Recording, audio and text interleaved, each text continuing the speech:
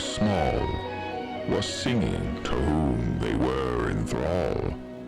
They couldn't forget Carcosa, the black stars in the sky, where twin suns linked in men's shadows as they pass on by. Their teeth did they gnash, their voices did they bellow, and their sanity melted away, all before the king in yellow.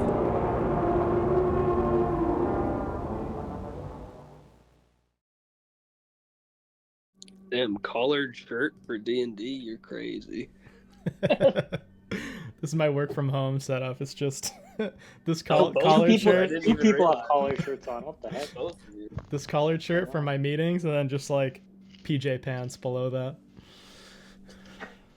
Yeah, I'm wearing this shirt and then just Nothing. shorts. Hell yeah. I worked from home today, so this is what I wear. I wear top half acceptable, Yep. Yep. bottom half naked. Yep. That's how you gotta roll. I wear explicitly sweatshirts at work. So what do you guys remember from last session? I have nope. Oh shit! Wait. Oh yeah, My I life stay was on. destroyed, and then I was on top of the world.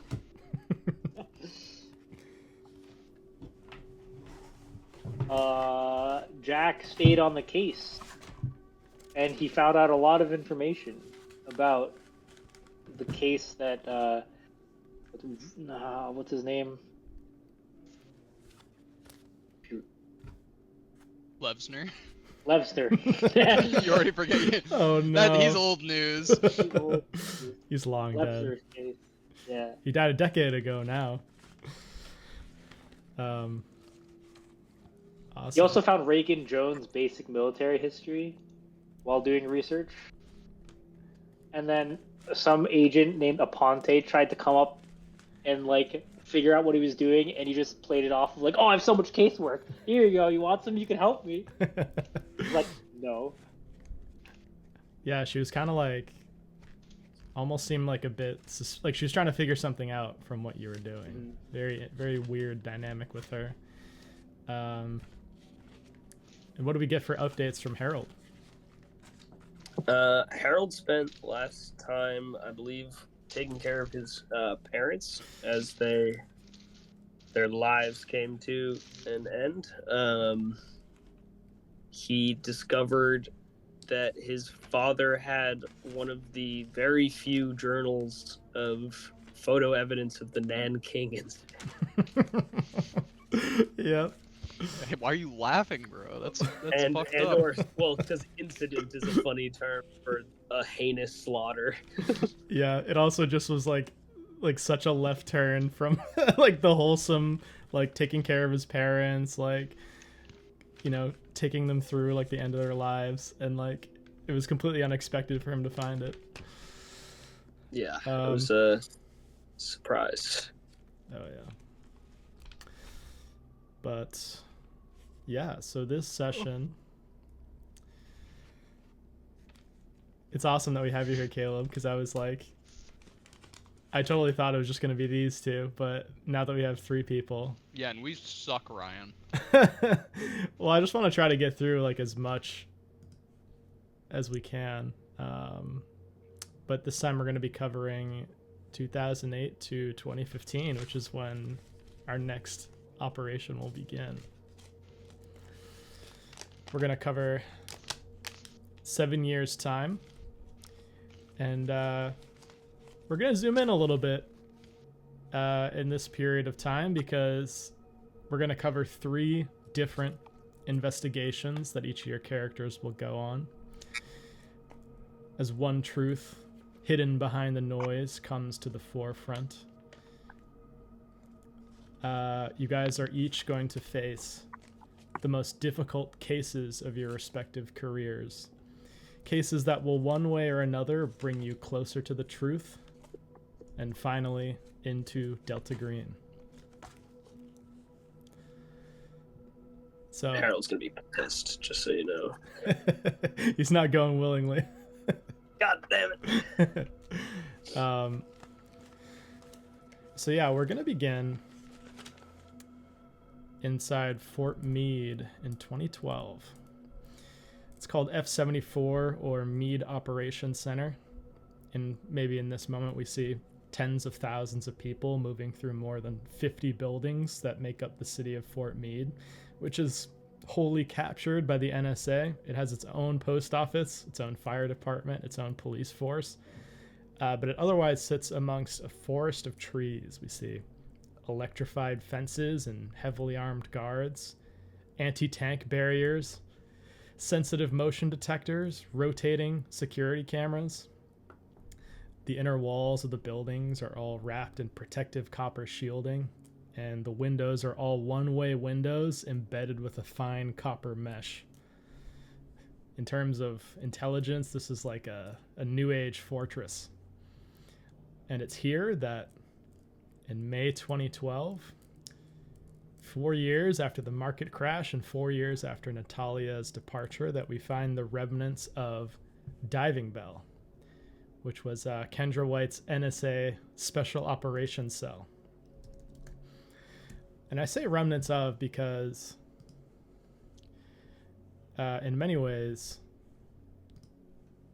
the focus, the NSA obviously is still conducting mass surveillance on its own citizens. This was like a year, actually this is the same year that Edward Snowden comes out and leaks a lot of the things that are truly happening behind the scenes and flees the country. But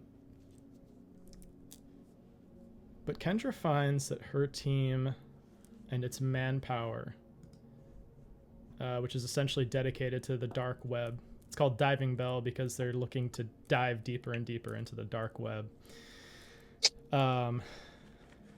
Is dwindling down. And it gets to a point where it is only you and one other analyst named Malachi who are on the team together. Malachi is like he's like a taller but very lanky gentleman in his 30s with like a ponytail haircut that sort of goes about halfway down his back, and he has these like thick glasses on at all times, and he's just like an absolute wizard at coding. And he's like typically your go-to executor for different operations or items that you guys have flagged. But one of these days when you come in, Malachi usually gets there pretty early. He has all his things packed up. He has his backpack around his shoulders, which is very unusual for him, and he just turns and he's like, Kendra, we've been reassigned.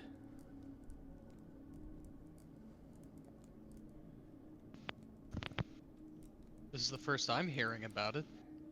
Me too. He takes a piece of paper and holds it up to you. Looks like we've been moved to S32.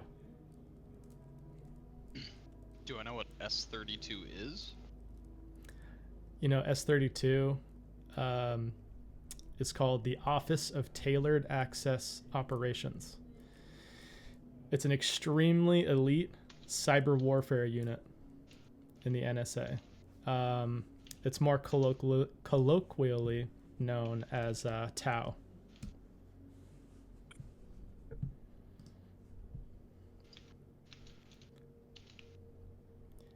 But yeah, he hands you a sheet of paper that essentially just formalizes that. You guys are Diving Bell has been eliminated. You guys are now folded into Tau. And you're... I honestly thought we were gonna get canned, so... That's... Yeah, I think Malachi did too. There's like a look of relief on his face. And he's like, ugh. Man, I got a house. I got kids. Like, I was worried. I was worried for a second there. I don't even know what I would have done with myself. Me neither. Yeah, I guess, see what things she can pack up into a box, but instead of that classic scene where you have the little, like, filing box where you're leaving the office. She's just being relocated. Yeah, you have your stuff with you. You're moving up, and you move basically upwards in the building towards like the more prestigious areas of the NSA. You see like just like server room upon server room, people coming and going with like very high security accesses. And entering this room that this pamphlet of paper has told you to enter into, you see it's dimly lit. There's just like a mahogany desk with like a lamp that's shining down. You see there's a man behind it that looks to be in like a suit who you haven't seen before. And in the foreground, and the only part of that's visible of this figure is just his hands. And you see he's just compulsively like dealing himself like a deck of cards. Like, it seems like maybe a tick or something, but he's like just he keeps shuffling a deck. And you hear this man's voice, and he's like, come in. Take a seat. Kendra will be speaking to you first.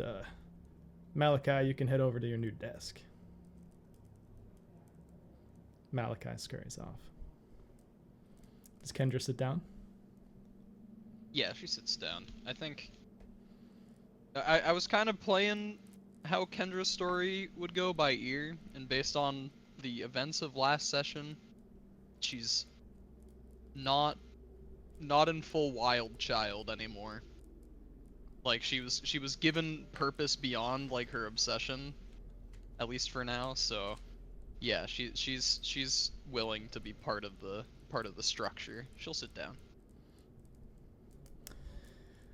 You come face to face with a gentleman who looks to be a 4-star general. He has glasses on, kind of a very average looking face. His lips just like a neutral horizontal line. His face almost looks a little anemic. His hair is bald halfway back, but it has the hair that's the color of strong tea turning to gray on the sides.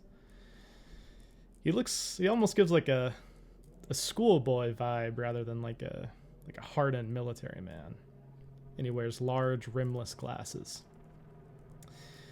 You immediately know, just from working here forever, from like headshots of different directories and things like that, this is General Keith Alexander. At this time in history, he's the most popular man, most powerful man as well in the intelligence community. He's the head of the NSA, he's the chief of the Central Security Service, and he's the commander of U.S. Cyber Command. So this is like probably the most powerful single member of the NSA who could be speaking to you.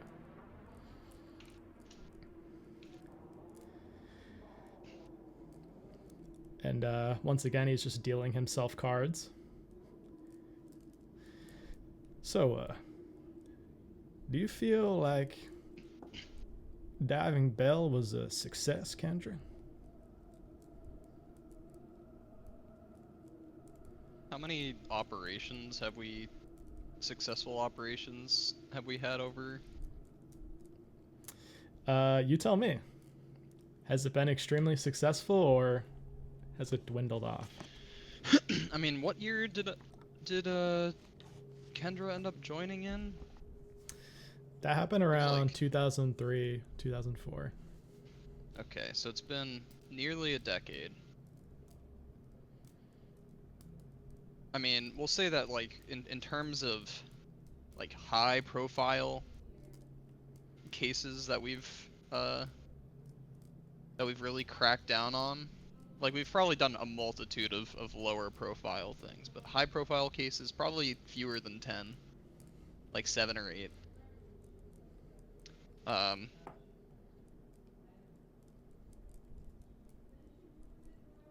Depends on your definition of success. I mean, victims were still victims. Hell, I was one of them. That much we're aware of. But what would you define success as, Kendra? That's more of what I'm asking you. Success is weeding out the root problem. Excising it like you would a tumor.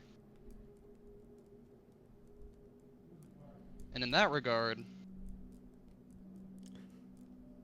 I would say, yes, Diving Bell was successful. But it seems as if others might not think so. I mean, Malachi and I were the only two left before we got absorbed into business here. I wouldn't be too offended by that. Consider it more of a trial run. The tip of the iceberg for what's to come.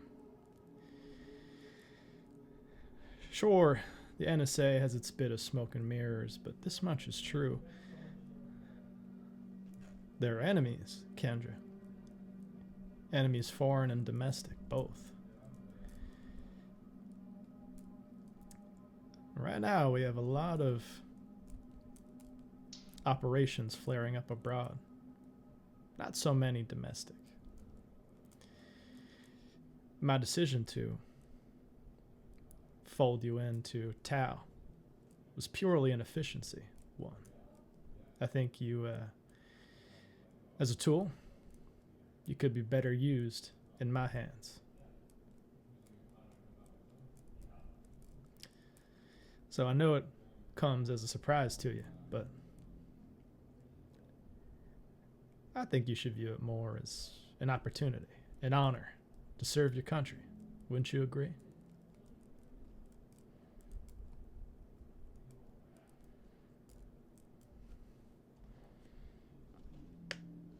Sir, just know that if I'm here, I'm giving it my all.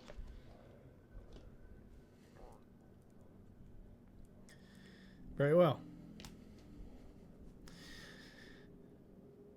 We're going to let you get settled in to your new area, your new office, but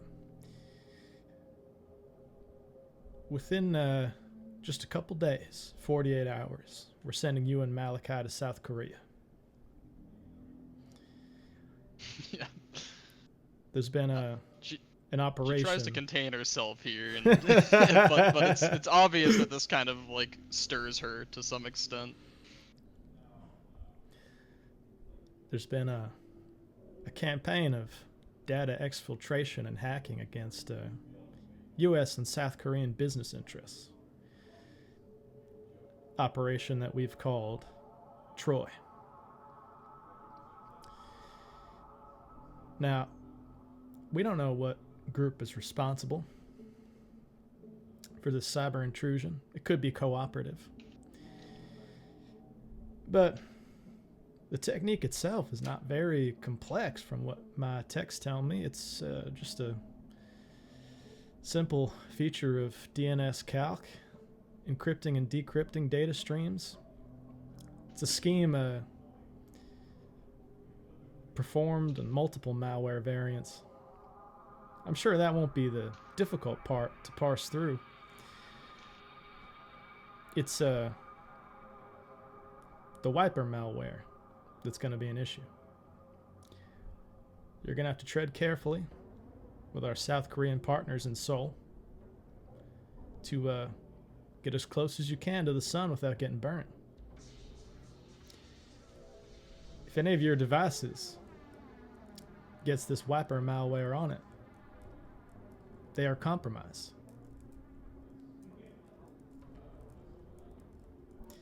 We're trying to get ahead of it now, so if you think this operation has become compromised with this malware, you are to report that, understood? Yes, sir. Now, I asked you your definition of success because in my mind, a success is a clean cyber operation. And that's how I want this run.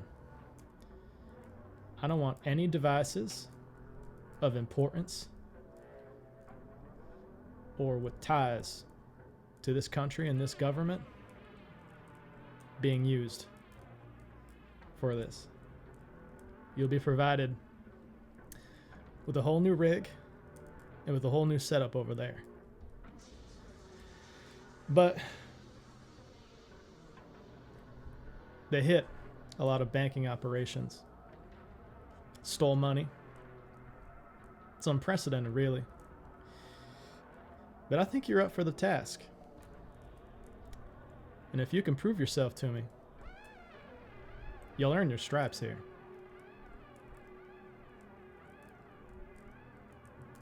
Any questions?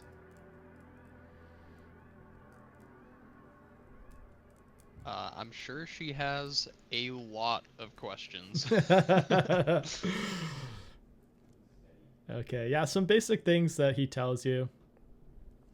This all started because a subcontractor at this bank in Pyongyang, South Korea, in Seoul, South Korea, their laptop was rendered into essentially a zombie PC. So they were able to use it remotely to stage an attack through the laptop on the bank's servers, steal a bunch of information, as well as like different funds that were immediately available to them through various like DDoS attacks. The software used in the incident is similar to a lot of groups that operate out of Pyongyang, North Korea. You know that a lot of North Korean hacker groups are pretty prolific because it's like their one way of getting money for the regime, because Kim Jong-un at this time period and still today is like extremely strapped for cash. So they've gotten desperate. A lot of times they'll like pluck kids very young out of school to just be trained their entire life to be a hacker. Add sanctions. What'd you say? That I'm adding sanctions on that. That's why he's so poor. Yeah. Oh yeah. Sanctions are definitely a huge part of it. It's crazy. They do other stuff too. Like I guess they have a huge like heroin operation that they run out of their country, and it's wild. But anyways, that is what you glean. So essentially you're being sent over to Seoul to this bank. This bank is called Nongyup.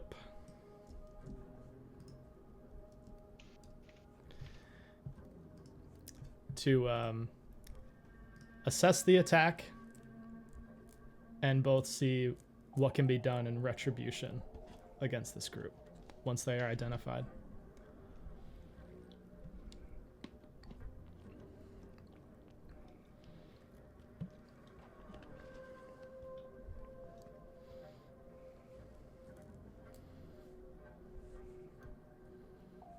Okay.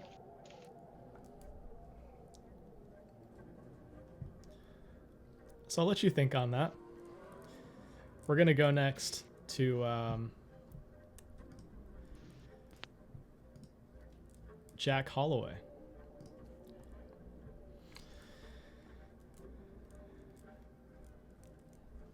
Jack is just starting to become involved in the case that will prove to be the most difficult in his career. And it begins in Red Hook. It begins at a crime scene in Red Hook. It is called the Rhinebeck Motel. And you show up, you know, there's like different crime techs that are taking pictures and different people that are moving about, measuring different things, taking pictures of different things. But due to your expertise in the Eye of Providence case, which is the one you worked with Levsner for those trafficked children, you've been brought in as a special agent on this. And because this crime scene appears to be ritualistic in nature. Unfortunately, you see that There is a small shape that is covered in a white sheet in front of a cheap motel bed.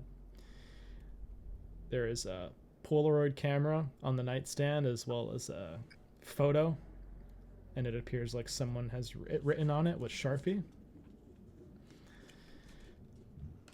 And walking in, you see Agent Aponte who comes up to you. She hands you a cup of coffee. She's like, Jack, sorry to wake you up so early. You see him stretch and take the cup of coffee. He's like, seems like you'll be handling my caseload alongside me anyway, huh? And takes a sip of his coffee. Keep dreaming. I mean, If you're you had here, ain't you? If you had my caseload, you'd be going crazy. I mean, insane.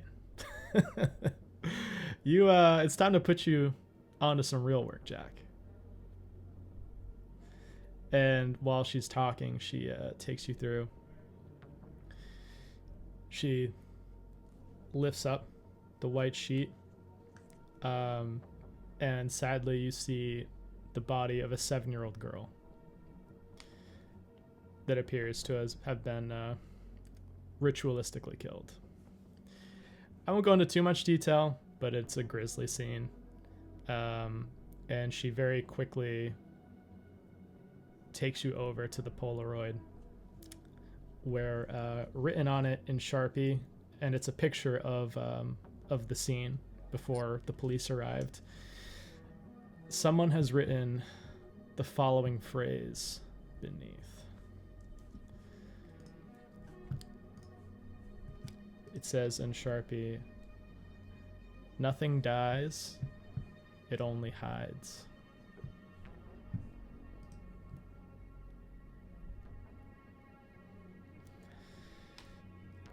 Okay. And she tells you, we have eyewitnesses who said they saw a gaunt, white-haired man coming and going from this room. We have several eyewitnesses that have ID'd this guy, but he's staying one step ahead of us.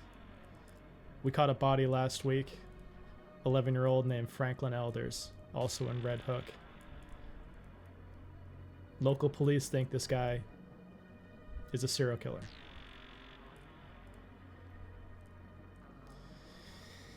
It seems... Witnesses, Yeah, go ahead. the witnesses at least have the same description of him? Yeah. It seems like this guy goes to motels in the area.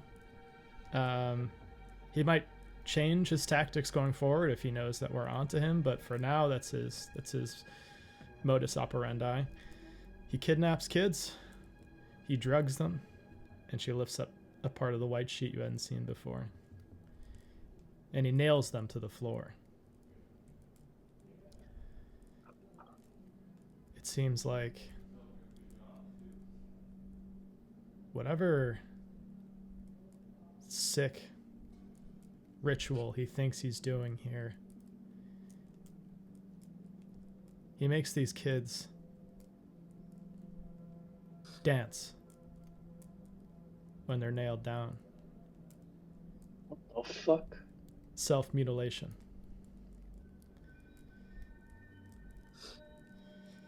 There's no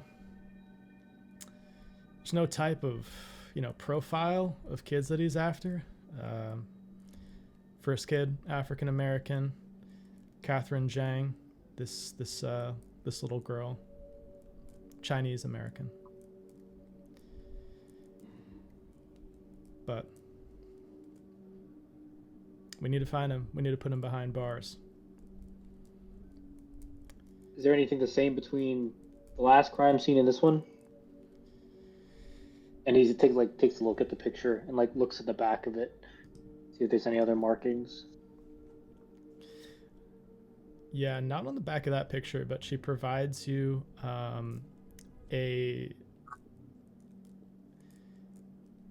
a picture of the photo that was left at the other crime scene. He did the same thing. Took a picture once this sick ritual was completed, and left it on the nightstand. And the one from the first investigation says something different. It says, "Unhook the world."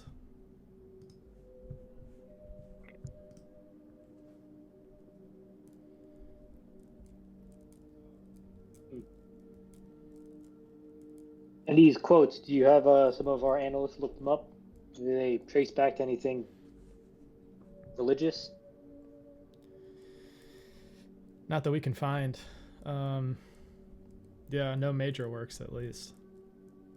And Tyler, has there been any other ritualistic / spiritualistic case, supernatural case since Lesner's that I've seen since? Not that you've personally dealt with, really. Okay. Yeah.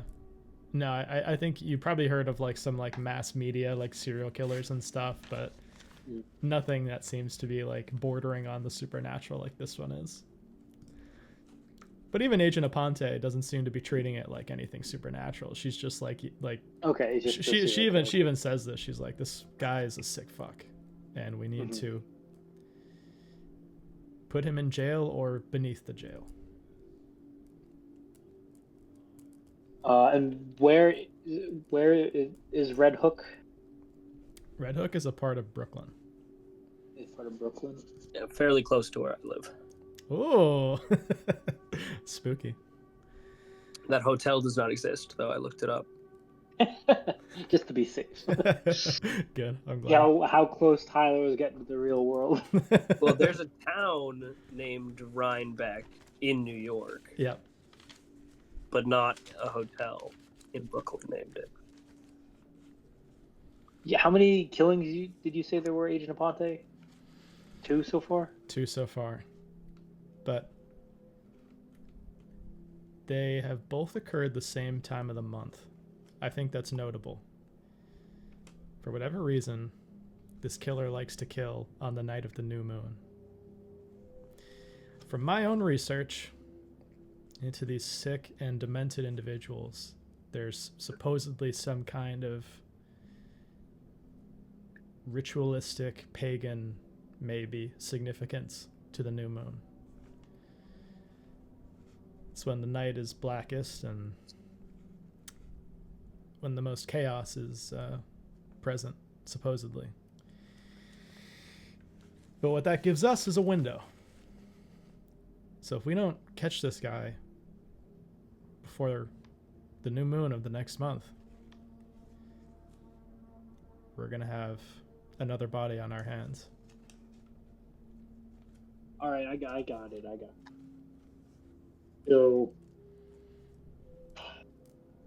is that all you have? That's all we got on this? Yeah, I'll have my techs send over what they have to you. But I'm leaving it in your capable hands. Don't make me regret this. You just dumping your workload on me here, Aponte? Yeah, it's about time. You see that stack of papers I was trying to pawn off on you, and you want to put this right on the top? That's your own personal project. I'm putting you on to real work. So, don't disappoint me. She has a pair of sunglasses, and she just tilts them down. And she walks Why are you wearing out. sunglasses indoors, Aponte? It's summer. You should get used to it. She walks out.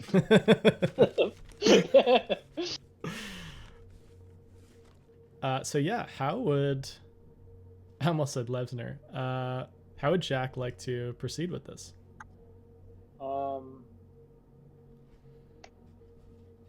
He'll wait for the results of the fingerprints from the crime scene, folks.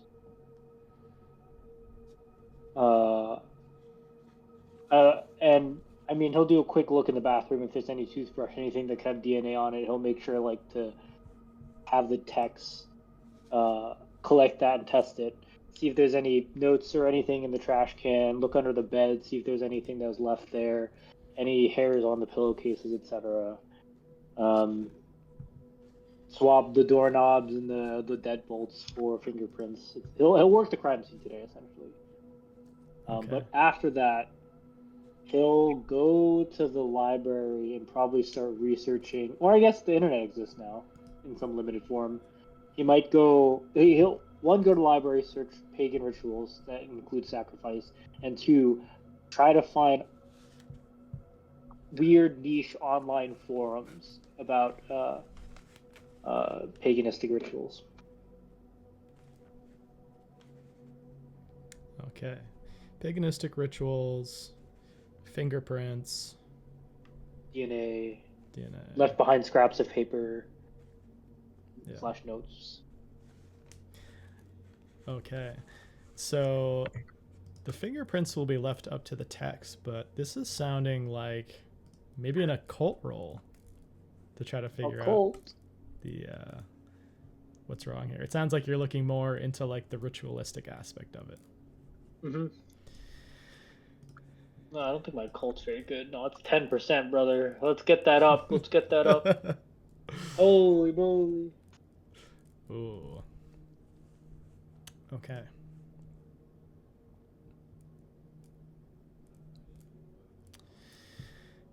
So, with a failure, the only thing that you find related to this, and it's a very tangential connection at best.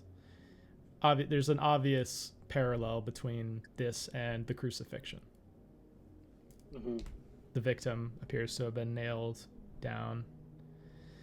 But other than that, like, it doesn't line up with like the typical wounds or like the stigmata of like the true crucifixion. Yeah. So it's a loose connection at best. Can I also, while I was at the crime scene, make sure that I got information about who checked in, if they paid with cash or card, and their name? Yes. Yeah, you certainly can.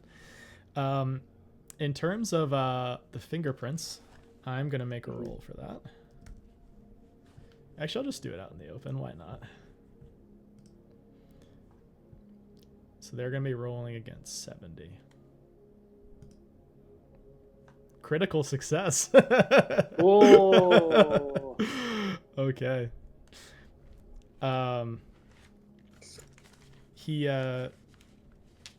This guy is just like a absolute genius when it comes to like fingerprinting and forensic tech. And he's like, yeah, I've got a hit. Come and see. I go over and look. He pulls up from a database someone that has been fingerprinted as part of their tenure working at a school. Oh. It is a school janitor named Alan Lamb. Okay. It appears as though he used to work at Northwood School on Lake Placid. Mm-hmm. So far upstate New York. I am going to call a field office out there and have them interview his previous employer at the Northwood School. Cool.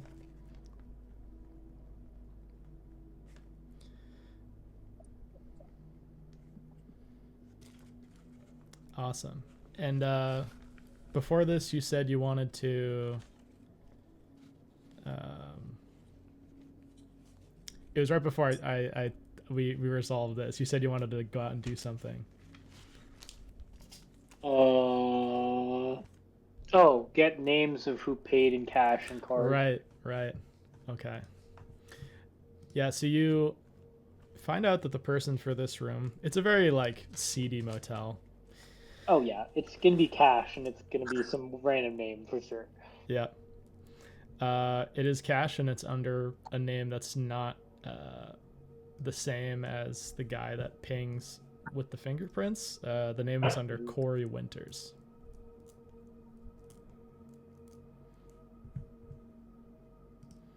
Okay. And the front desk attendant is like,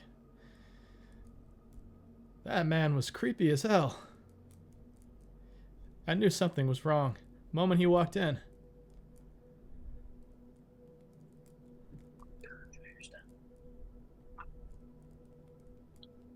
Uh, maybe. So I sort of like tap. You know how like law enforcement people sort of like lean both elbows on a desk and like tap the desk when they're waiting for someone. Jack Holloway is like, maybe get some cameras next time, and he kind of walks off. She looks up to the like Good broken investment. security camera that's up there, no longer working. Yeah. We're in the 21st century now, ma'am. And walks away.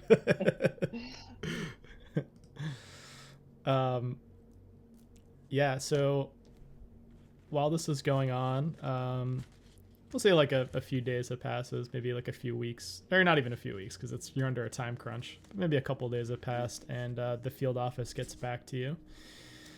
Some agents out of Buffalo went up to investigate, and they give you a basic profile of the man. It seems like he was, by all accounts, a more reclusive, withdrawn type.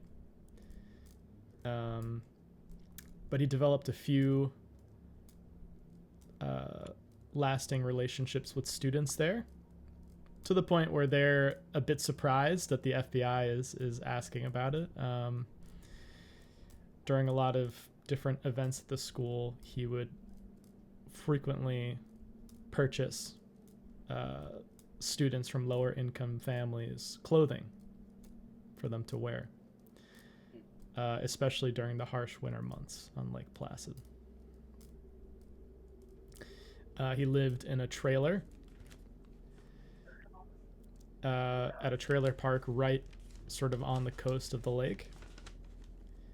But it seems like from what these agents have found, he no longer lives there.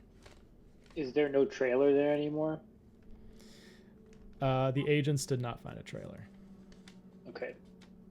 And by trailer, you mean trailer with wheels, or just like trailer park trailer that's has wheels but doesn't really go anywhere? Trailer with wheels. Okay. I'm gonna continue searching for trailer parks near Red Hook and whatever that other R place name is around here that apparently Caleb lives by. Oh yeah, Rhinebeck. Yeah, Rhinebeck. Okay. Anything within like a 10 or 20-mile range. Yeah, why don't you give me a search roll? Let's go. I'm an investigator. Oh shit. Yo, yo, crazy. Okay. You're using up all your good luck, man. That's okay. I'm gonna need it. I'm investigating. So what's interesting is you ask around all these different trailer parks for Alan Lamb, and you don't get any hits. What about Corey Winters? But with a critical success, Let's go. you do find a Corey Winters. Oh shit! You call up. It's like this, like super, like extremely seedy trailer park called Mountain View Mobile Estates. And you call up, and they're like trying to turn around their image, but it's just like really shitty. You can even hear it over the phone. Like the woman's clearly been a smoker for like many, many years. And she's like, "Yeah, we have a Winters here. He don't got a trailer though. He's got a bus."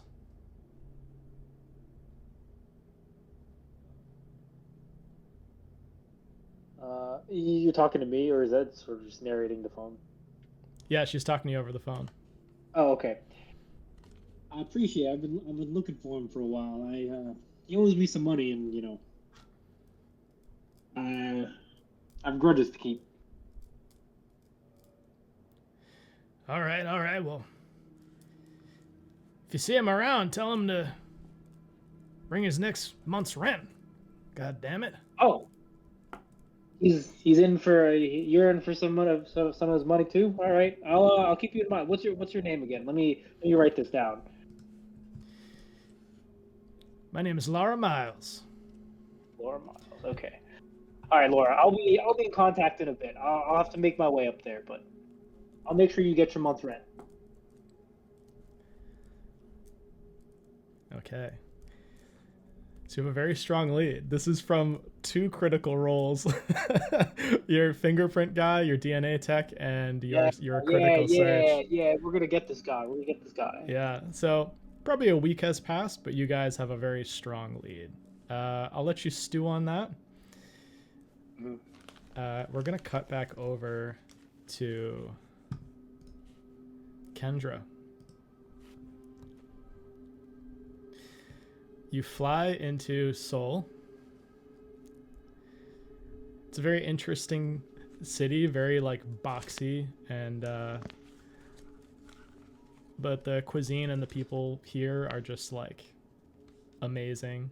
You settle in. What would you like to do? Like, I guess Malachi is with you as well. Like, off the jump, would you like to try to just like settle in, find a place to stay? Would you like to immediately go to the bank and speak to their officials? Yeah, I mean, we probably want to get set up first. Probably have our whole rigs and everything like set up in our whatever apartments that we're using, so we can just work all day and all night. And once we're set up, we would probably go and visit the bank. Okay. You find a hotel complex that's upscale, which is good because you have like good anonymous internet you can tap into. It's called Seoul Station, KCC. It's in an area called Parktown, and it's right by like the main river that runs through the city and has great views. It's like a high-rise apartment complex. And I just imagine like, you know, like cool lighting shots of just like literally like blue as in cool lighting of just like you guys setting up your rigs, getting everything set. We see the different NSA interfaces that you guys use that come up.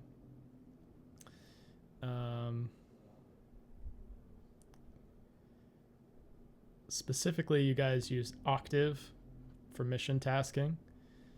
And you also start up Wireshark, which is a repository for malicious network signatures. And it's how you found Catch-22. Was through Wireshark.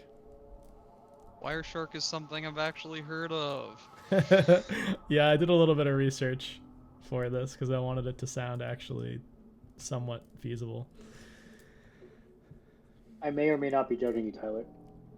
That is fair. I don't know that much about this, but I'm just joking. so feel free to judge. But yeah, you feel safely set up in this apartment complex.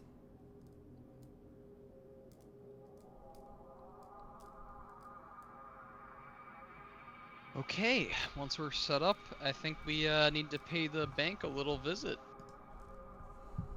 See where they've gotten with the case. If there's anything they can share with us about what sorts of data specifically were targeted, like the time of the attack, yada yada yada, like just like the minutia.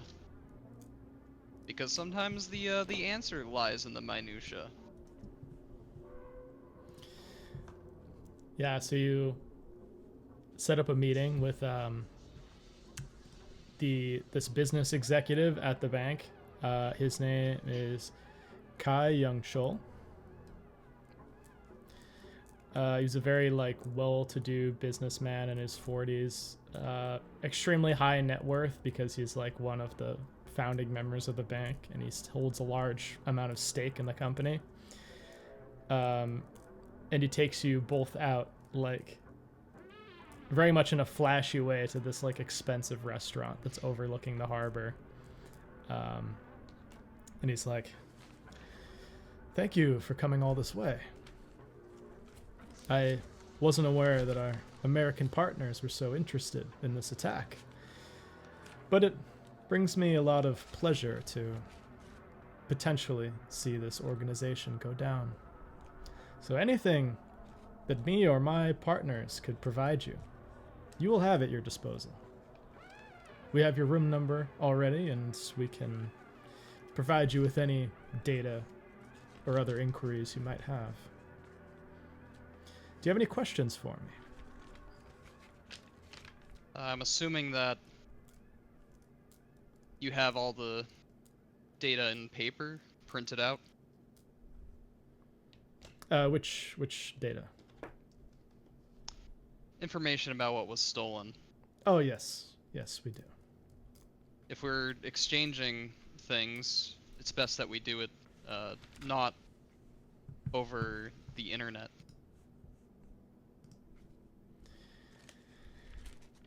Yes, we, unfortunately, they gained access rather quickly to our network through various methods. Me and my partner Kang were the ones that lost the money. Thankfully, it was not from many users before we shut it down. We have a good IT team that works with us, so they were able to notice that this operation was taking place, and we ended it before it got too bad. But myself and Kang have many connections with your government. So it stands to reason that the NSA would be worried if we were targeted, you could say.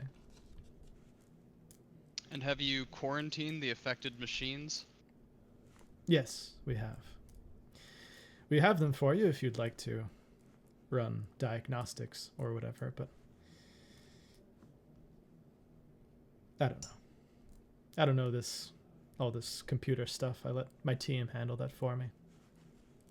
I'd certainly like to take a look at them. This well-dressed Korean man comes up. He almost looks like a waiter, but you realize it's probably like his driver or his assistant. Produces the laptop that the contractor used that was turned into a zombie. And also provides you with just like a couple other devices that were turned into zombies on the company's server.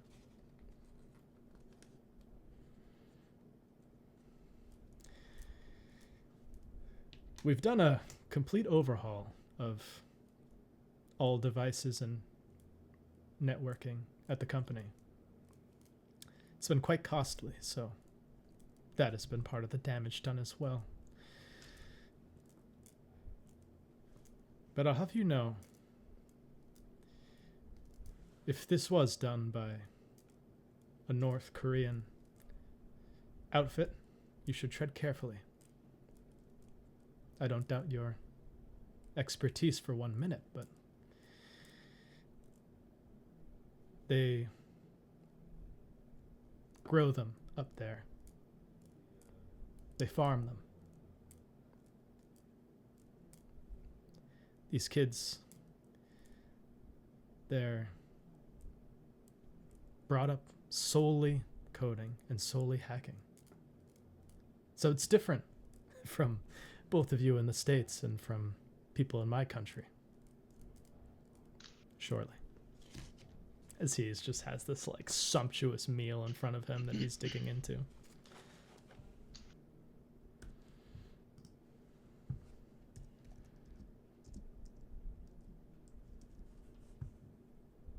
Well, let's just say that I've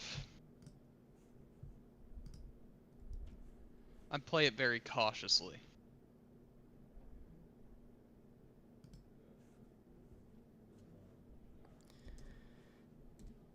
That's good. Caution is good for business in many ways. But don't be afraid of taking the initiative if you see it. I want to see these men hurt for what they did. And this is when he starts to cross a line. I am willing to make it financially an incentive for both of you as well.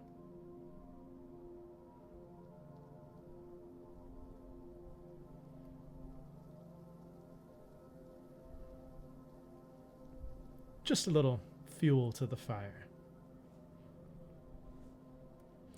And Malachi looks to you as if to be like, what should we do? What should we say?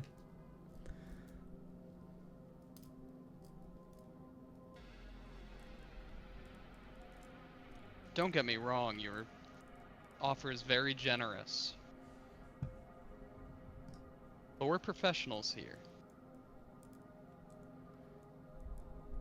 We'll do what we're meant to do. You can sleep soundly knowing that. And it needn't put another dent in your pocket. You two are true patriots, I suppose. Well, Something like that. he sort of like wipes off some crumbs from his lips with a very fine napkin. I'll leave you both to it. There's a very nice karaoke bar just down the street from here, if you need a bit of diversion. But otherwise, I'll leave you to it.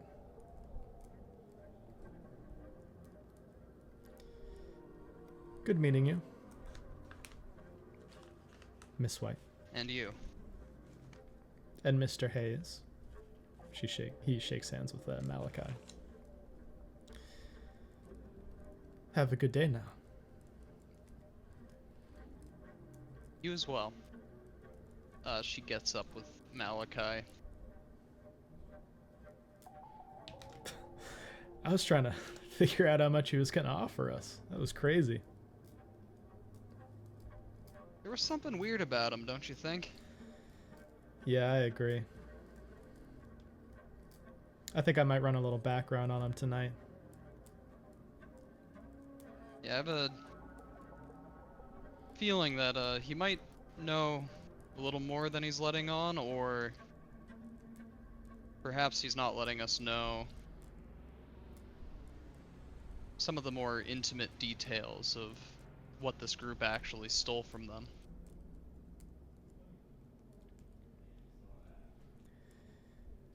Yeah, he didn't seem fully honest. It seemed like he was holding something back.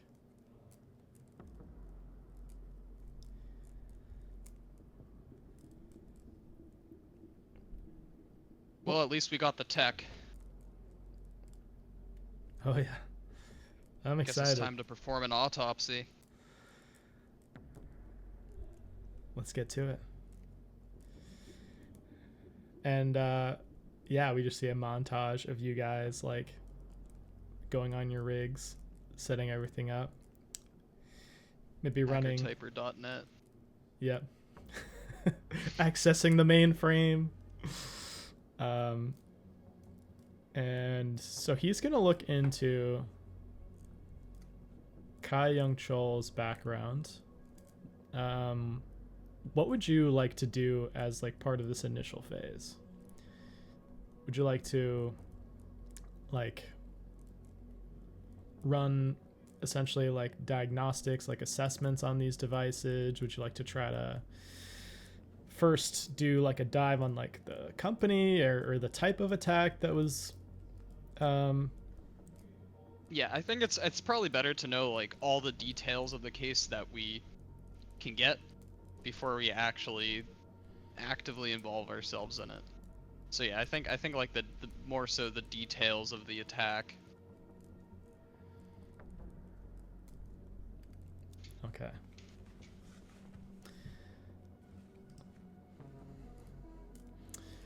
So first I will make a roll for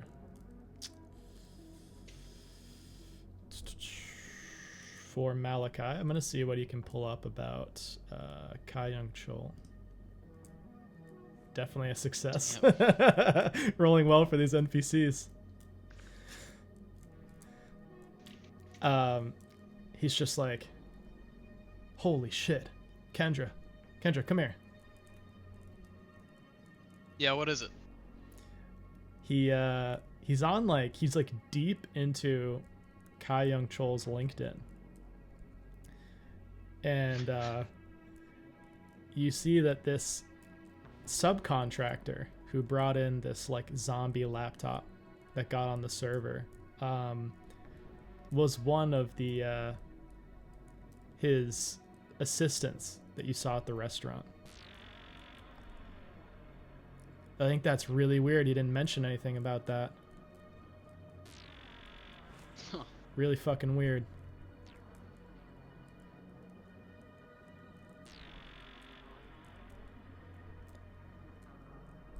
I mean, he's not even a subcontractor. He works for the guy. He works for the company.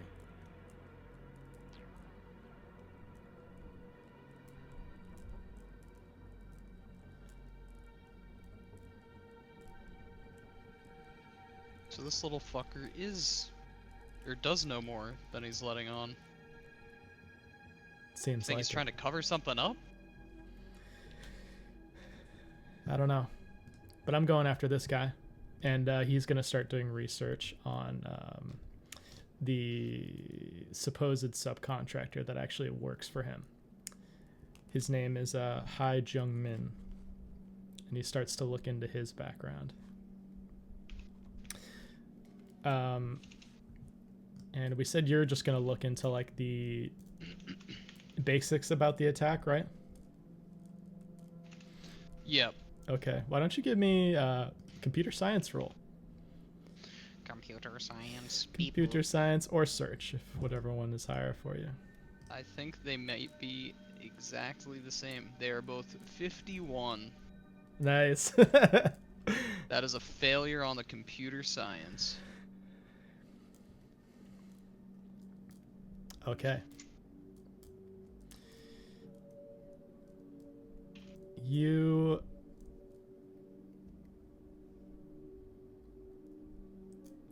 just find the basic information that you've been seeing this whole time, but you start to get the sense that like it's almost too basic. The information you're getting, like there's no depth.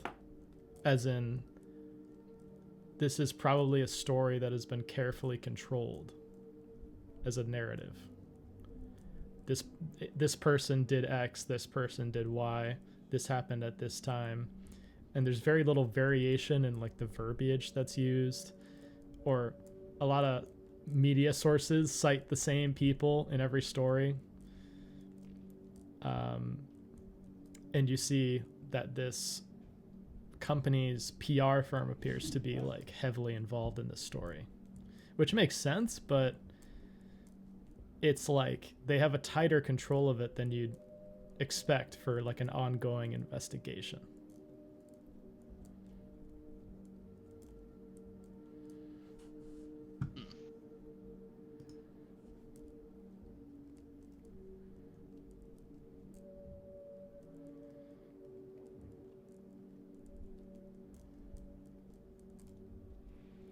Alright, well I guess after doing the initial research into the case, I guess it's time to crack open those zombies. All right. Why don't you give me another computer science? Oh boy, this one's probably worse. This one's spooky. I mean, I'm assuming we take all the proper precautions so that it can't interface with other fucking Oh yeah. other tech that we have. Ooh, I am a failure McGee tonight. Yeah, so with the failure, it's just that like your device that you try to connect, like it's immediately wiped every single time. Like it's very advanced malware. It's very weird malware too, because if it successfully launches off, it just is like a GIF of like an American flag that's on fire, and it just has the text "Down with Imperial America."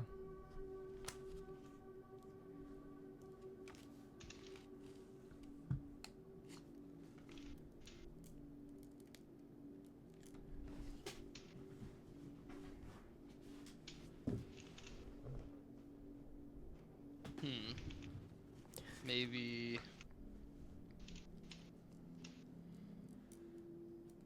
I mean, maybe that's why they. Maybe that could be why they targeted this bank, is because they have connections to the U.S.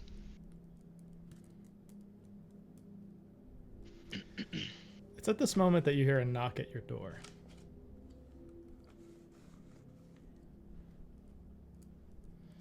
And Malachi sort of looks to you. Okay.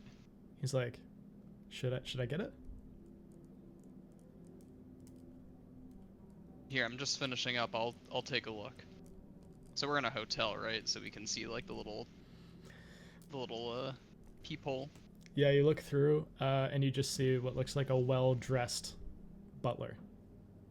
He has like a tray of food, a bottle of wine, and he's like, We didn't order room service, did we? no. I guess I guess I should say that in character to Malachi. Yeah, he's like, I didn't order anything. And he's like, compliments of Mr. Young Shol.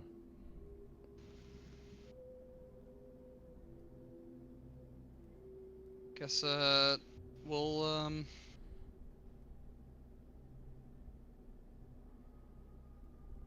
yeah, maybe we'll open it up. You open it up and it's just a very like basic like tray on wheels type situation. He walks in, he starts to put trays down on the table in front of your TV. He looks over, he clocks like the rigs that you guys have set up, but he doesn't really say anything. He just keeps setting food down. He starts to back the tray out the door, and he catches the corner of it and it hits his knee, and he sort of like goes down and he's like, oh, I'm sorry. And he stands up again. And he turns back and he's like, have a good night. And rolls the tray Is there out. anything like weird or that she notices about that? Roll a alertness. Alertness. That is a success. Okay. Yeah, you notice that like the care and attention that he was exercising when putting these trays down was very peculiar.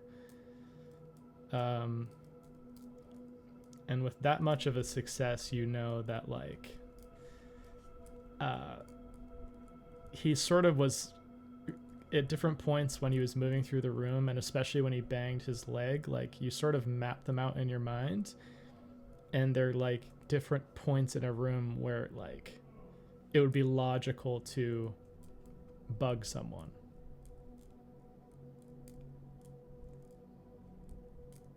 Okay.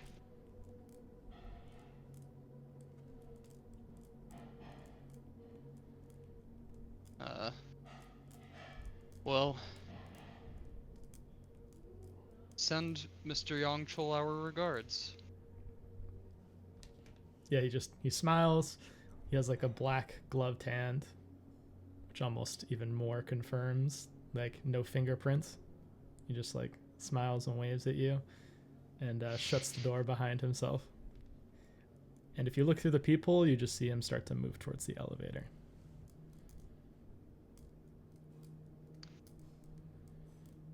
some sort of just improvised like sign language to Malachi that were bugged for sure. Yeah, he just looks like shocked. And he's like, he just writes down on the piece of paper, like, where? Like, show me. Guess go to the various places that thinking about it, Kendra noticed him traveling around to.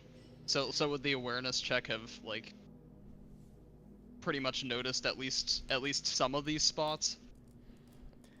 Yep. The first tray he put down right next to your telephone, and you see there's like this very small wire. It's almost imperceptible, but when you move the tray out of the way, there's like a little wire sticking out from beneath the telephone. And you find a listening device that's just been slid underneath the body, the chassis of the telephone. You go over where the second tray was placed, and behind a wall mirror, you find another listening device.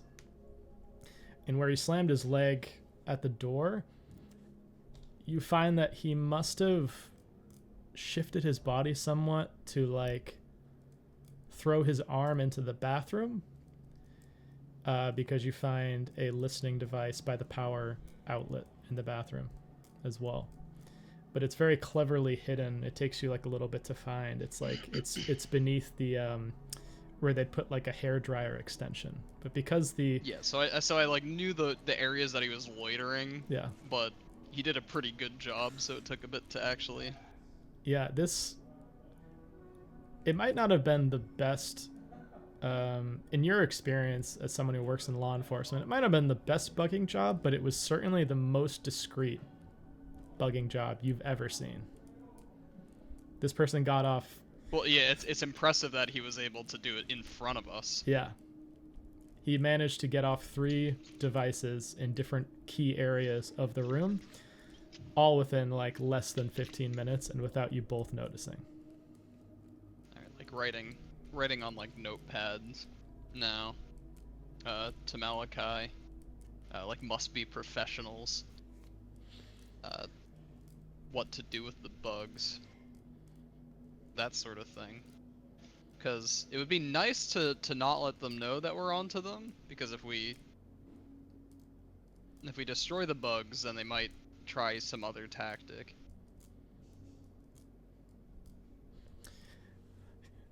Yeah. And he's just like, he's definitely following your lead a bit on this. And he's like, he's like, should we continue as normal?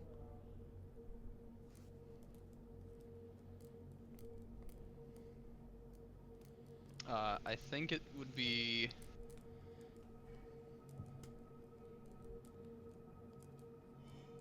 yes, but crucial findings.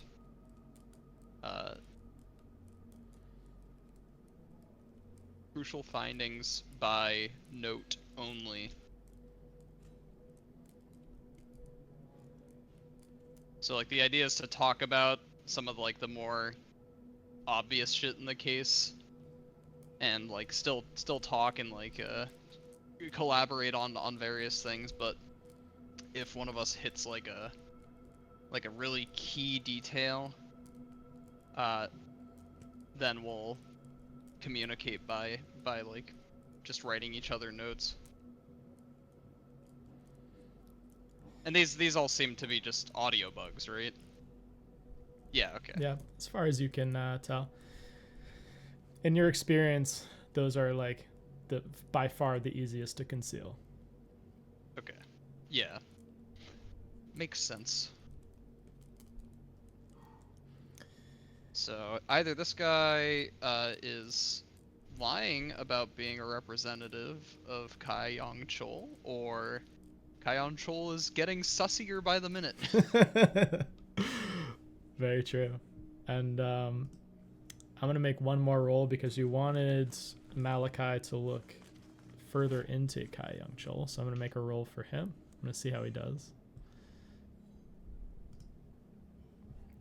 That is definitely a success for him. Oh. He's such a skilled boy. Yeah, you see, just after like hours and hours of pouring through media, like South Korean media sources, he's like, I think I found something weird. I don't know if it has to do with this, but, or we'll say he writes that down actually instead of saying it out loud.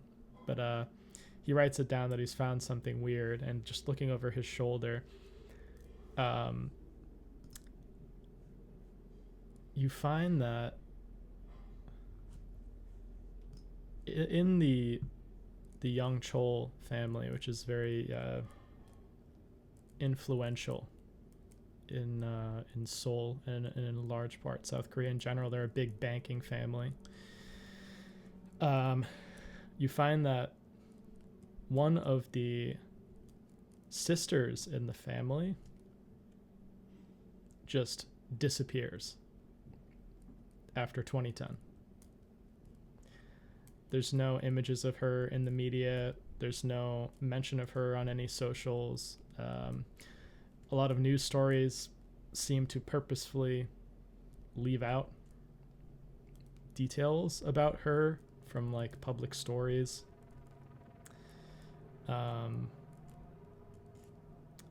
And you're not sure if, you know, she's like passed away or something, but like she just completely drops off after 2010.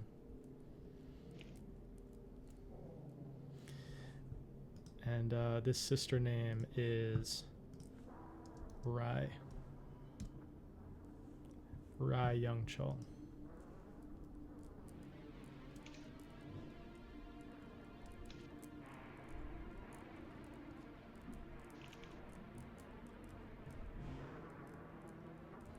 And I'll let you stew on that. We'll cut back to Jack in this moment. What would Ryan, what would you like to do next in Jack's investigation? He's calling a surveillance van to look at just to surveil the trailer park area. Okay, I love it.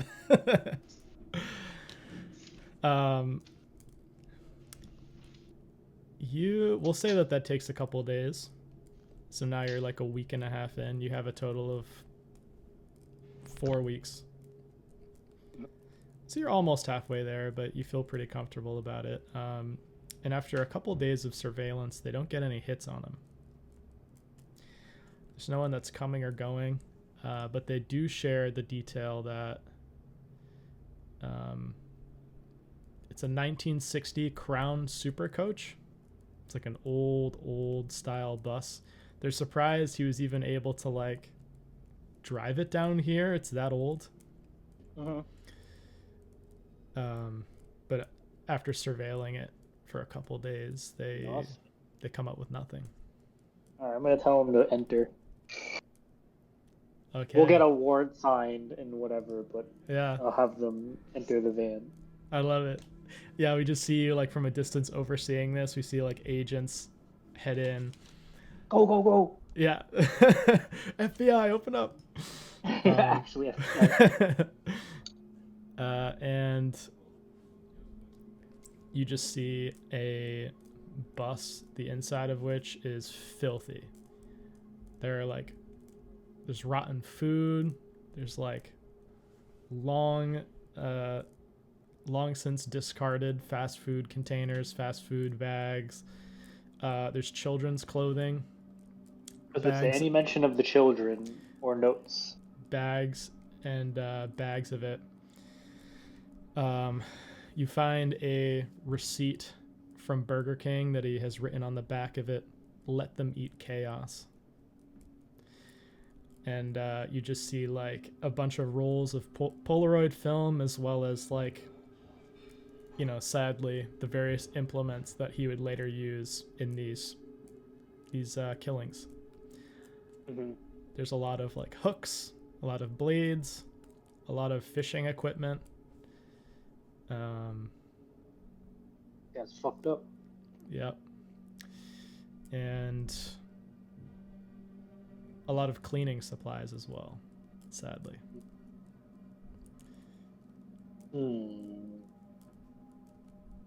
Looks like we got a guy, but what do we do next? I'm going to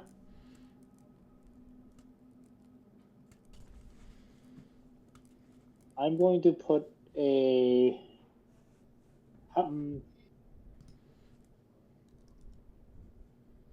you paid with cash, right? You did.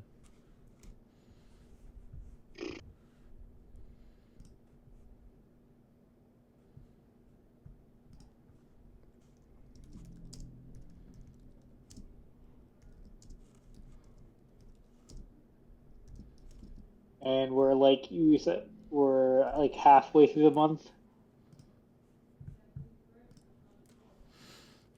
You're halfway through the month.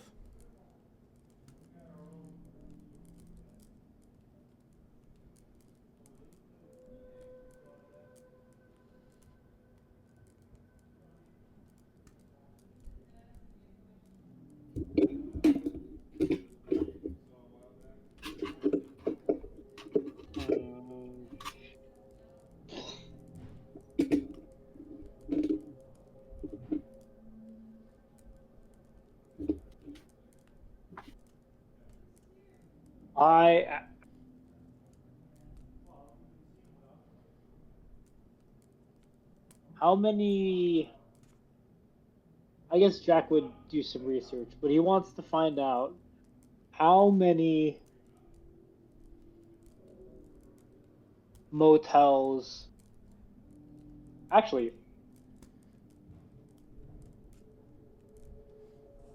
he's gonna go to car rental places and see if there's any hits under a Corey Winters or an Alan Lamb.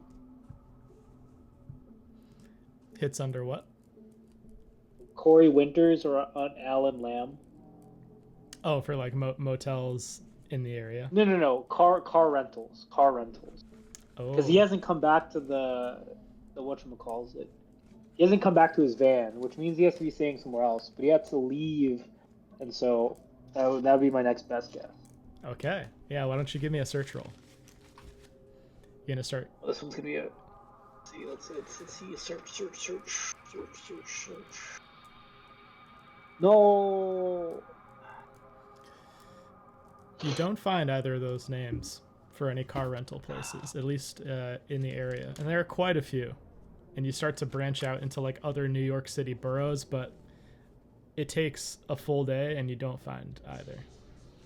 Interesting. This is 2005, you said? It is. We'll say it's 2012. Same. Oh, this is 2012? Yeah. Oh, what am I doing?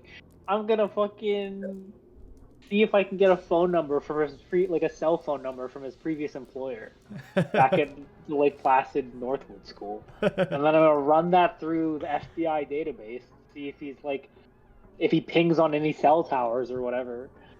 Awesome.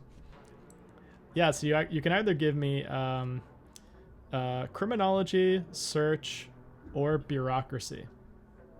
Criminology. Or accounting, if you'd like. Bureaucracy. I'll do accounting. Okay. Ah! Another day is spent. You're now halfway through. 2 more weeks until the next the next death potentially. But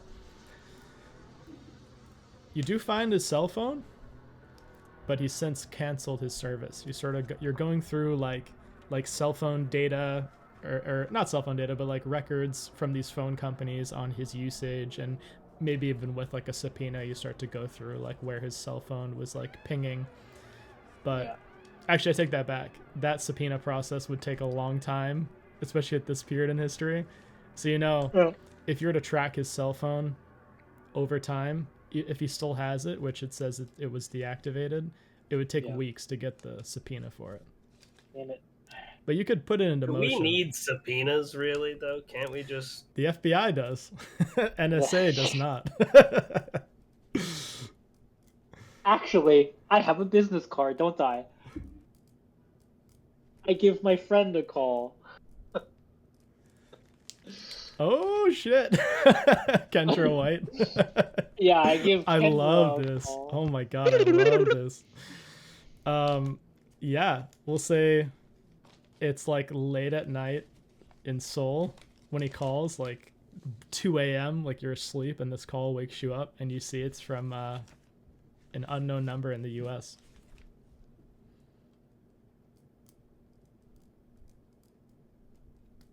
Hello, is Yeah. this is the Kendra? Speaking. Do you remember a Jack Holloway we met a couple months ago on a case that you guys helped out with? Oh, Jack. Yeah. I wanted to Wow. give you a call. Some other case stuff came up, and I knew I left your business card somewhere. It took me a while to find it. Turns out it was in my glove box.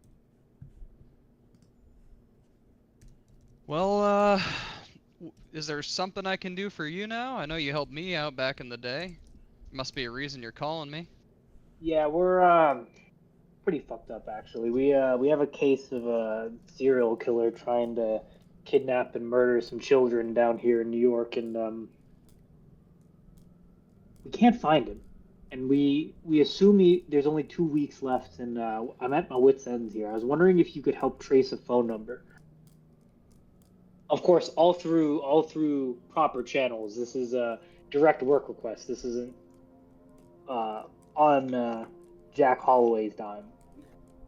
I can send you a formal request via email if you need to.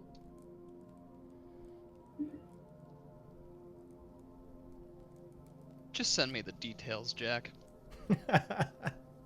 You'll be getting a packet shortly. And I click the phone and I start typing up an email. Yeah, I'm assuming like we Well, you ate either- the business card. It's an email and phone. yeah, probably. yeah, true.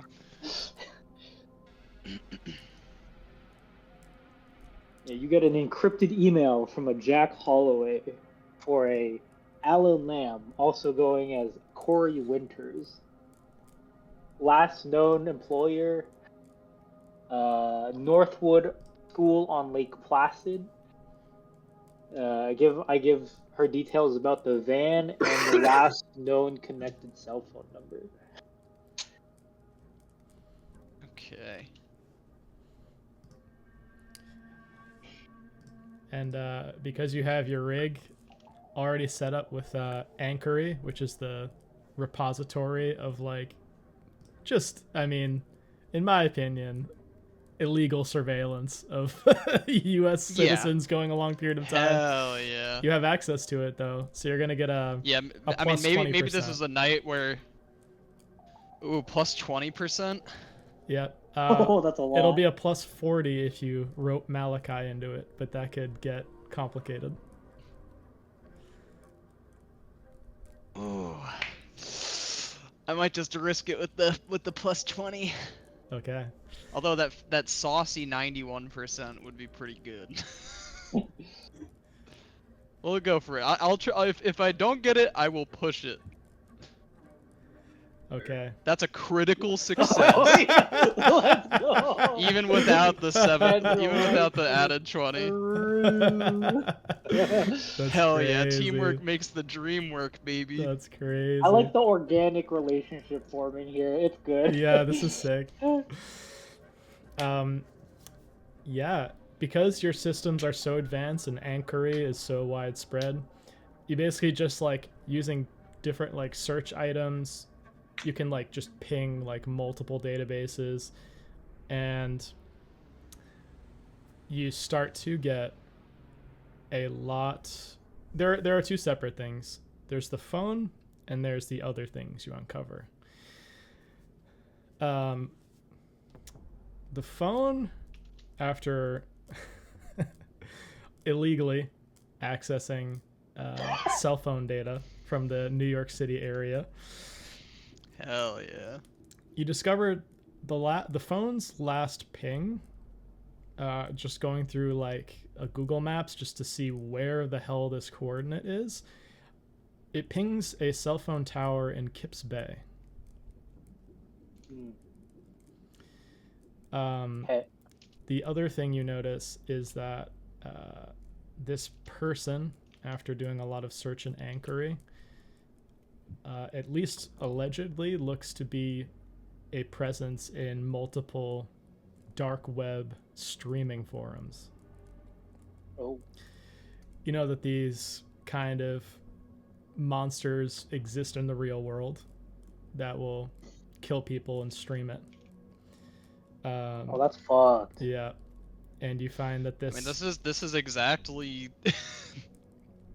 my forte, right? Yeah. Like the dark Yeah. web Yeah, this is literally Diving Bell. Was finding these people. And yeah, the bell, so to speak, hits rock bottom. You find things that shake you down to your core. I'm gonna have you give me a sanity check, seeing these horrific streams. Oh my god. Yep. Alright. Sanity time. That is a failure. Oi, oi, oi. Okay, What the hell are you looking into, Jack? so this is gonna be -2 to your sanity. Okay. You see that this individual in these streams, apart from the horrific acts he enacts, appears to be dancing.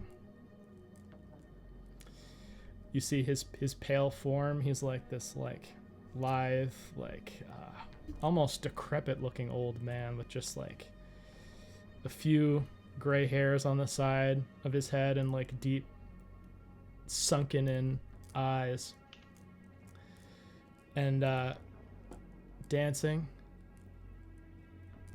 almost gleefully. And in each of these streams, it appears like he's just playing the same song over and over again. And he just says, they have to keep dancing. Abby has to keep dancing. Uh-oh. Uh-oh. And this is the song that you hear playing. Oh god. I wonder what it is. Crazy Frog.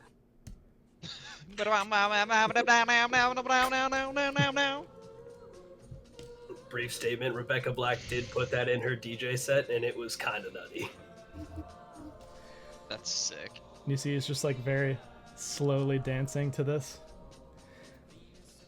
He has like torture implements in his hands and he's just like smiling at the camera. By the way, you can see what this individual looks like. This is what he looks like when he's in his bus.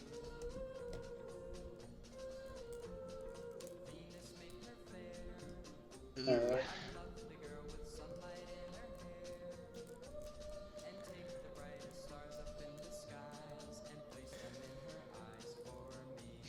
But yeah, you see just like all these comments that are coming through that are like, great dance, fun time, make it longer next time.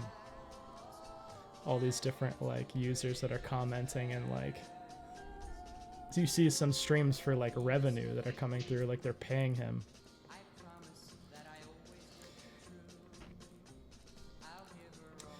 These sick fucks. The other thing that's even stranger to you, you see messages in this chat from just like anonymous like users that are like, they're coming for you. The FBI. They have agents on you. They're coming. They're looking for you. They found your bus. You better move. And you see like his future streams are like in different locations, not the bus. Yo, he's on the move. Oh shit. He's on the move in cafe. So like his viewers warn him when people are on his tail.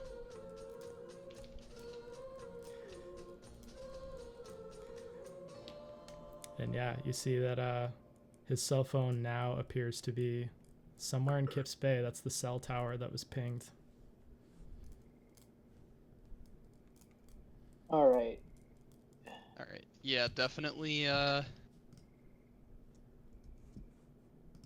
Seen enough at this point. Try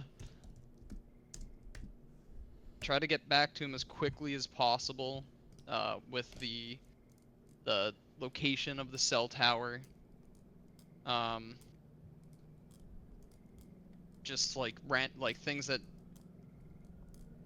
Or I guess like maybe screenshots and stuff if she can manage it. And I don't know, just various things that like his viewers are warning him when you're on his tail, so you have to like act really quickly.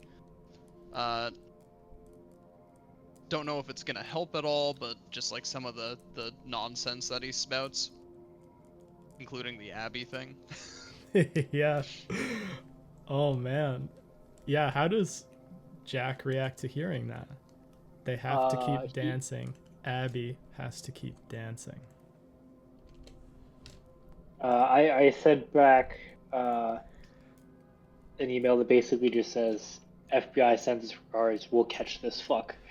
Let's and go. then he'll basically do an immediate search for any children with the name Abby that have been missing for more than like 24 hours. Or have actually just been like anyone. It doesn't even have to be that 24-hour window. Like any tips of any parents just being like, "Hey, I haven't seen my child in like a couple hours." At the same time, I think he's gonna unfortunately have to have one of the techs find that dark website and like watch his live streams. Yeah. Basically, when he's going live, and start informing like where he is in Kips Bay, because we know he's in Kips Bay, and so at the same time, we'll also look at any of the motels in Kips Bay to see if there's been anyone matching his description seen at any of them. So three things simultaneously that he goes and tasks out to someone, and I think he would bring in Aponte at this point. Okay. With her helping you, so we'll start with the first item, which is trying to find anyone named Abby that has someone missing. You can give me a search roll at plus 20%. Holy moly. How do I do plus 20 for these? Just add 20? Yeah. Yeah, you can just add 20 to the value. Or would it be subtracting 20? I don't know how that works. But Well, just like It's a- add 20 to your skill value. yeah, And okay. then if it's a 6, we're good. Nice. That is a success. You do find a missing persons report that's just been filed within the last 2 hours Ooh. for someone named Abby Newman. She's a 9-year-old who goes to school near Kips Bay. Alright, I send some field agents out to her mother's house.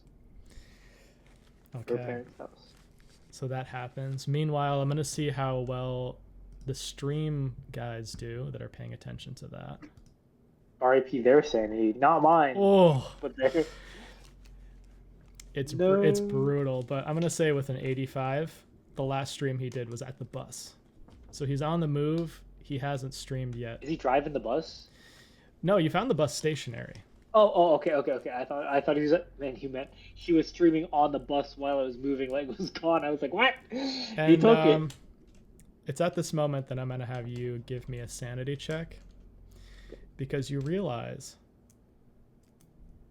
the date from the chat. Oh, no. There's an FBI investigation onto you. They found the bus. Is from the past. Like before we Is found the bus. Is from a week before you were even on the case. Oh, that's fucked. Oh fuck. Oh no. Oh no. Not the fumble. Not the fumble. Oh no. Okay. So that's just gonna be 1 point of sanity damage. That's the max you can get for this.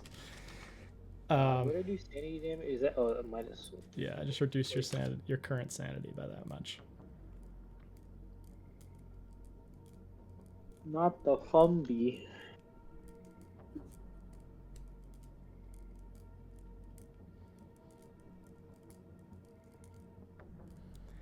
I think in that moment where Jack realizes that, he's like, fuck, oh fuck.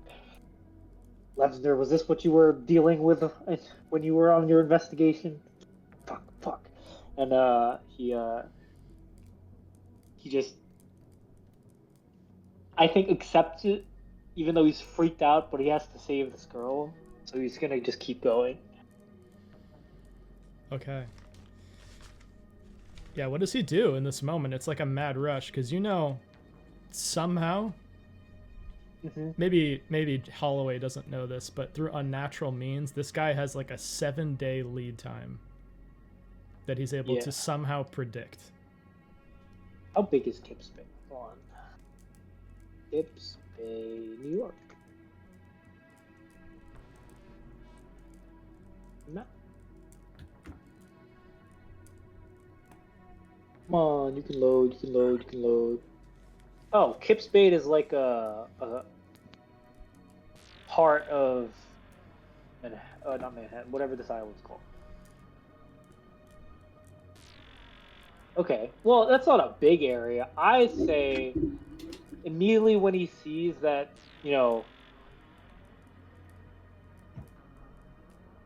that message, he'll just say, fuck it. Like, we're locking down Kips Bay, and he just calls the New York City field office, like, send them all. Let's go. We're getting this guy. You realize that's one of the most densely populated areas on the Earth, right? Yeah, but they're gonna start fucking knocking down all the cheap motels. Kips Bay? Yeah, I mean, yes, Kips Bay, but also it is like a cell tower in Kips Bay that's like maybe X amount of square blocks. Yeah, and we have Abby's mom that is about to get visited. We're trying to get details. I think as a gut reaction, he's like, "Nah, we're blocking it off. No one gets in or out. We're locking it down in like a 10-block radius or something."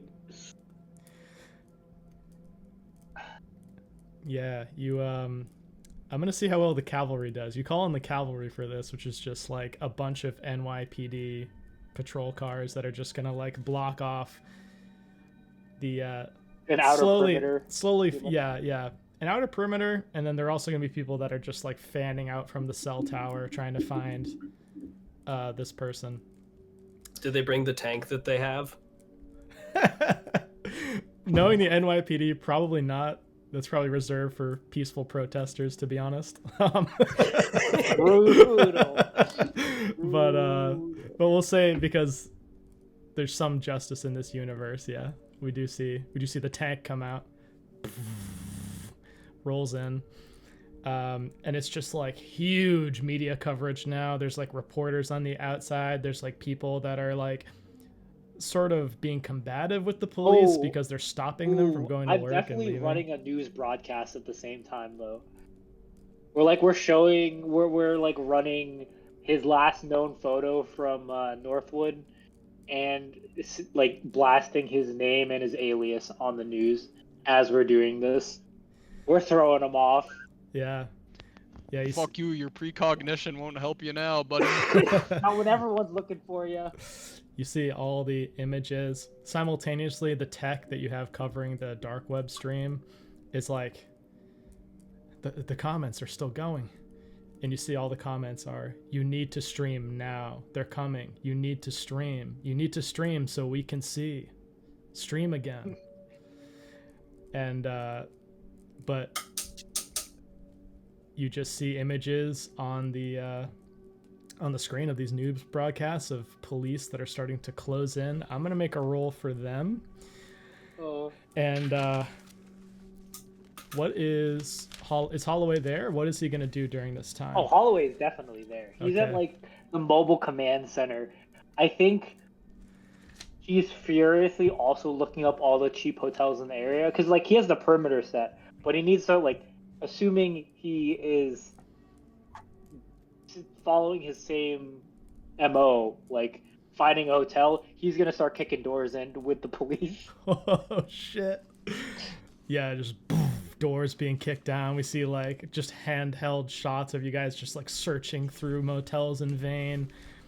And we see an overhead of just like this slowly enclosing force around this cell tower. I'm going to make a roll for the men. And I'm going to have you make a search roll as well. Oh my As you're god, maneuvering let's through. go. No, I failed. Failure on their part too. No, get it away. Can I push? What happens if I fail a push? You might die. Then it's a like a catastrophic failure. That's right. Oh, I don't know if I want to do that. It's a 50-50 shot. I have a 50 in search. Everything's a 50-50 shot. Do you want to push?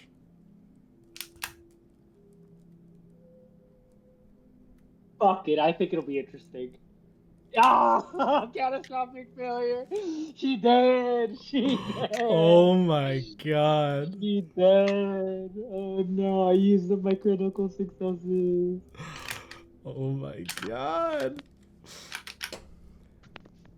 It's your fucking fault, Ryan.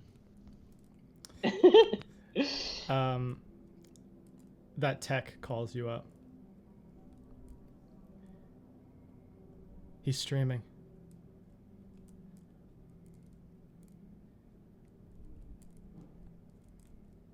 And the line goes silent.